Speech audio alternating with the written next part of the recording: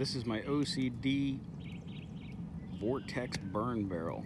It's got a series of slots cut on the bottom at an angle that are pried out to allow for a circular airflow drawn up from the bottom of the barrel.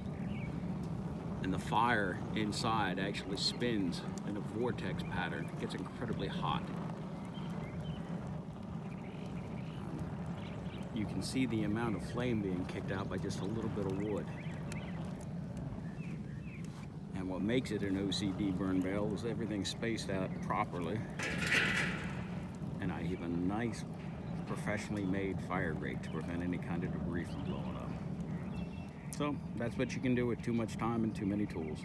Thanks.